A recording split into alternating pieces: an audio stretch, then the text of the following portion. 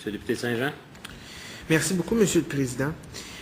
Si on est réunis ici aujourd'hui, puis depuis quelques semaines, c'est pour étudier une loi qui resserre l'encadrement des services de garde. Et quand on entend la population parler, puis tout ce qui, le manque de place criant qu'on a, moi je vous l'ai dit tantôt, 2600 enfants qui attendent une place dans ma circonscription. Qu'est-ce que je leur donne comme réponse à ces parents-là qui appellent à mon bureau, qui me rencontrent, puis qui voient qu'il y a des projets qui ont été refusés par le passé? Je comprends que vous ne voulez pas qu'on parle du passé, on parle de l'avenir, mais il y a quand même des projets qui ont été refusés. Donc, dans l'avenir... Interdit pas de parler du passé, j'ai interdit de faire des allégations. D'accord. Vous me balisez dans mes interventions. Merci beaucoup, Monsieur le Président. Moi, j'en ai parlé lors des consultations particulières qu'on a eues avec des groupes. Un projet dans ma circonscription du cégep Saint-Jean-sur-Richelieu et de la garnison. Ce projet-là a été refusé. On ne sait toujours pas pourquoi ce projet-là a été refusé. Maintenant, peut-être que les gens qui travaillaient à monter ce projet-là, cégep Saint-Jean-sur-Richelieu et garnison Saint-Jean-sur-Richelieu, connaissant toutes les préoccupations par rapport liées au décrochage scolaire, on ne sait pas pourquoi ces projets-là ont été rejetés. Peut-être que c'était une simple catégorie qui ne répondait pas et que si on avait l'information pourquoi ils ont été refusés, peut-être que dans la prochaine appel de projet, bien, les gens pourraient améliorer et bonifier leur projet. Moi, je ne pense pas que c'est confidentiel de savoir que Cégep Saint-Jean-sur-Richelieu et Garnison Saint-Jean ont mis une entente avec le CPE de la Garnison Saint-Jean, qui ont soumis un projet pour avoir 80 places pour les étudiants, les professeurs et les militaires. C'est pas confidentiel de savoir ça. C'est pas confidentiel de savoir pourquoi ce projet-là a été rejeté, sous quels critères. C'est pas là, des notes explicatives longuement. Là. La ministre nous l'a dit, c'est des cochets, tels critères, on coche oui ou non, tout ça. Donc, c'est de ça qu'on parle. Donc, si on veut envoyer un message clair aux parents de nos circonscriptions qui nous disent on n'a pas de place en garderie, on ne peut pas retourner sur le marché du travail parce qu'on n'a pas de place en CPE ou en garderie, et puis là on nous dit ben écoutez, on refuse des places puis on vous dit pas pourquoi, puis on le sait pas. Donc moi je me dis le sous-amendement qui a été proposé par ma collègue de Hochelaga-Maisonneuve, qui dit qu'une fois que le processus d'analyse est terminé, le comité rend public les analyses de tous les projets qui lui ont été soumis, répondrait à cette préoccupation-là des parents. Pourquoi on n'a pas de place? Parce que tel et tel projet n'a pas été correct. Et les gens pourraient bonifier leur projet par la suite lors du prochain appel d'offres. C'est dans l'intérêt du gouvernement, mais surtout des parents, que cet amendement-là vient, pour qu'on puisse être capable d'arriver avec des projets encore plus étoffés aux prochains appels d'offres. Moi, c'est comme ça que je le vois. Tous les CPE qui ont déposé des projets dans ma circonscription, et il y en a eu beaucoup, on a eu seulement que 21 places, on a 2600 enfants qui attendent une place en CPE, 21 places seulement ont été acceptées, 50 dans une garderie privée, mais 21 en CPE, donc 71 sur 2600. Si ces parents-là, qui me questionnent à tous les jours, on pourrait leur dire pourquoi que ces projets-là ont été refusés, disons que ça passerait un peu moins de travers à la pilule. Moi, en tout cas, c'est mon analyse.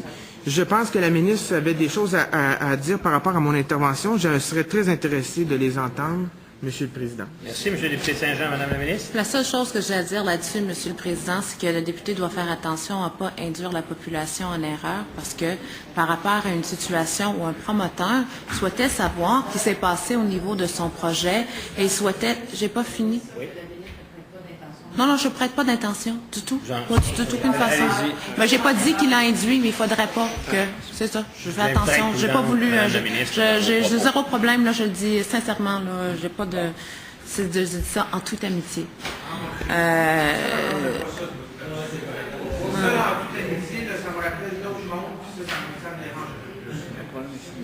Juste simplement pour dire, mon point était le suivant. C'est pas vrai qu'un promoteur peut pas savoir ce qui s'est passé avec son projet. Il a juste à faire la demande. Et il peut savoir très clairement ce qui s'est passé, pourquoi ça n'a pas fonctionné, qu'est-ce qu'il peut améliorer, tout ce qui s'est passé. Il n'est pas du tout lésé par rapport à ça. Il ne s'agit pas de ça dans la discussion actuelle. C'est tout. Merci. Monsieur le député Saint-Jean. Donc, moi, ma question, j'entends ce que la ministre vient de me dire. Peut-être que c'est parce que les promoteurs se sont mal pris. Peut-être qu'il y a eu une compréhension de la chose. Mais en tout cas, moi, les projets dans ma circonscription, les gens n'ont pas pu avoir l'évaluation. Ceci étant dit, oui, ils l'ont demandé. Entre vous autres, parce que ça vous parlez à moi. Continuez, monsieur le député Saint-Jean, je vous écoute. Merci, monsieur le président. Comme je vous ai dit, mon intervention était en 2 volets. Il y avait le bout, pour faire simple, on va les appeler les promoteurs, donc les gens qui soient des CPE ou des gens, une entreprise privée, qui demandent d'être titulaire d'un permis de garderie, donc d'offrir des services. Là, la ministre nous dit que les promoteurs, pour faire simple encore, j'utilise l'expression promoteur, qui demandent au ministère l'évaluation de leur projet, peuvent en avoir une copie. Peuvent avoir l'information. Bon. Moi, là, c'est la première nouvelle que j'en ai, là, parce que dans notre cas, c'était pas le cas, mais j'avais aussi le bout de la population, des parents. Les parents qui attendent une place pour nos CPE ou en garderie, nous, on peut voir les deux, là, mais ces parents-là, là, eux, n'ont pas l'information. Pourquoi le projet a été refusé? Et c'est ce bout-là. Et avec tout ce qui se passe en ce moment, là, si on veut là, envoyer un message clair à la population,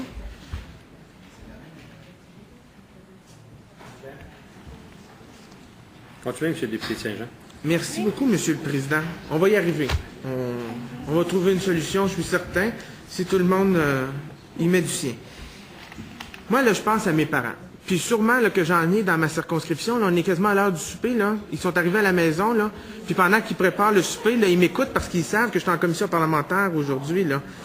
Et ces parents-là, là, qui ont un bon nombre, là, c'est une circonscription très jeune que j'ai, hein. Saint-Jean, là, c'est la banlieue de Montréal. Des fois, on dit que c'est Montréal qui est notre banlieue, mais j'ai beaucoup de jeunes parents. À Saint-Luc, à l'Acadie, dans Saint-Eugène. Ces gens-là, là, qui n'ont pas de place en CPE. Eux, là, n'ont pas aucune idée pourquoi on a rejeté des projets.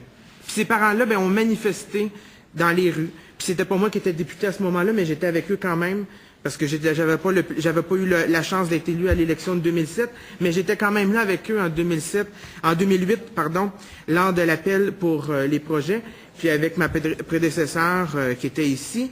Et ces parents-là, là, eux, là, ont eu aucune information pourquoi les projets ont été rejetés. On ne le sait pas. Puis c'est de leur argent. C'est leur argent de leur taxe, leur impôt, qui sert à payer des services de garde. Donc, eux, ce qu'ils voient, c'est qu'il y a des parents qui ont une place, des enfants qui peuvent avoir ce service-là. Bravo, on en a besoin.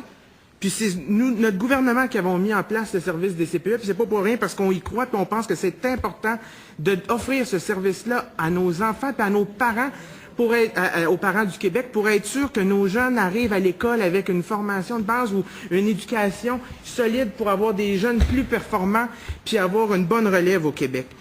Mais si ces parents-là ne sont pas au courant, pourquoi qu'ils n'ont pas de place en CPE? Je m'excuse, là, mais disons là que quand ils voient dans le journal là, qu'il n'y a seulement que 21 places qui ont été octroyées, puis il y en a 2600 qui attendent une place, là, disons que ça les met pas mal de mauvaise humeur. Puis quand arrive le temps là, à la caisse, au restaurant ou dans un dépanneur ou à mettre l'essence, qu'ils sont obligés de payer leur taxe, la TVQ, disons qu'ils l'ont de travers. Puis quand ils sont obligés de payer à chaque année au mois d'avril leur impôt, ils l'ont de travers aussi. Donc, moi, ce que je pense, là, c'est important, la transparence. C'est important qu'on ait les rapports, qu'on ait les analyses des projets qui ont été faits dans nos régions.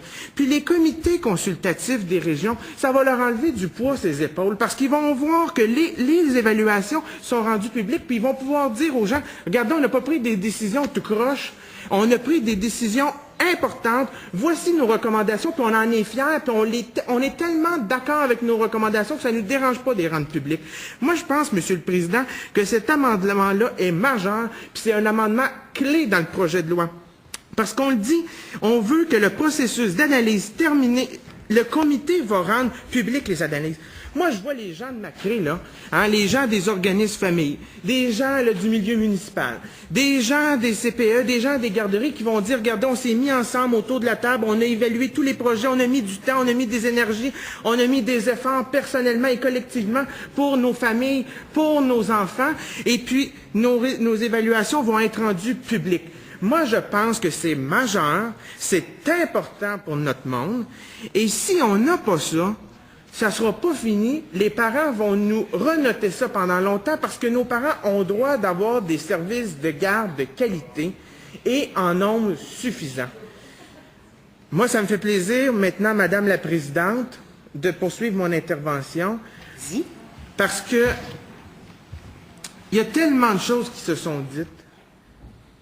Puis c'est tellement c'est un infime partie du problème. Le problème, là, les gens qui posent problème, là, c'est un petit nombre au Québec dans les services de garde. On a des gens de qualité qui travaillent dans le réseau. Puis ce monde-là, là, ils ont été entachés par quelques-uns. Puis ce monde-là, là, ils sont fiers du travail qu'ils font. Moi, là, ma tante, ma marraine, là, est en réseau de services, en milieu familial. Ça fait quelques années, là, elle a quitté là, son emploi, elle a eu un enfant, puis elle a décidé de s'en occuper, de rester à la maison, puis de garder. Puis elle a décidé au début, elle était non subventionnée, elle a ouvert son service, et puis après ça, elle a dit, bon, écoutez, moi, je vais offrir le service subventionné. Et puis elle a offert, je le dis en même temps, parce que comme ça, vous voyez que je suis transparent, puis je ne suis pas en conflit d'intérêt, je le dis publiquement. Donc, mais elle, là, à tous les jours, elle se lève le matin, puis elle travaille. Puis les parents, là, qui travaillent tous les jours, puis qui vont porter leur enfant là, ils sont fiers, parce que c'est correct, bien tenu, inspecté, ça relève d'un bureau coordonnateur, tout va bien, il n'y en a pas de problème. C'est pas pour eux qu'on fait ça, cette loi-là. Quand on dit, là, une loi qui resserre l'encadrement des services de garde éducatifs, c'est pas pour ce monde-là qu'on fait ça. C'est pour les gens, puis je vais les appeler, puis je devrais peut-être pas dire ça, là, mais c'est quand même ça, c'est des tout croches. C'est pour ce monde-là qu'on fait ça. C'est pas de gaieté de cœur qu'on fait ça. Des lois, là, souvent, là, c'est des belles lois. On en a fait des lois par le passé, là, pour l'environnement, puis tout ça, puis ça, c'était le fun de faire ça. Une loi comme aujourd'hui qu'on fait, là, c'est à reculons qu'on la fait, parce qu'on ne serait pas supposé de la faire, parce que ça vient corriger des problèmes. Mais il faut le faire. On a été élus, ça fait 2 ans que j'ai été élu, le 8 décembre 2008, comme vous, Madame la Présidente, vous avez été élu comme moi le 8 décembre 2008 pour représenter nos citoyens dans nos circonscriptions. Puis si on le fait, puis si on est ici aujourd'hui, là, puis peut-être ce soir, puis je ne sais pas, là, mais c'est parce qu'on a un travail à faire, puis on va bien le faire. Puis moi, si je veux ce soir bien dormir, contrairement à mon collègue de Groux, qui a mal dormi, mais c'est pour des bonnes raisons, là, on lui pardonne, là. Puis si je vais être capable de me regarder dans le miroir, là, c'est pas vrai que je vais laisser passer une loi qui ne répond pas aux besoins des parents de ma circonscription. Pas juste pour être sûr d'être réélu à la prochaine élection, pour être certain d'avoir la conscience tranquille puis d'avoir rien à me reprocher. Maintenant, Monsieur le Président, je vais continuer, ça va me faire plaisir. Mais cet amendement-là est majeur. Majeur. Puis je vais le répéter souvent, puis autant que je vais avoir l'occasion, puis même quand le projet de loi, s'il est adopté ou rejeté, peu importe, je vais continuer à le dire, c'est important, puis on en a besoin de cet amendement-là.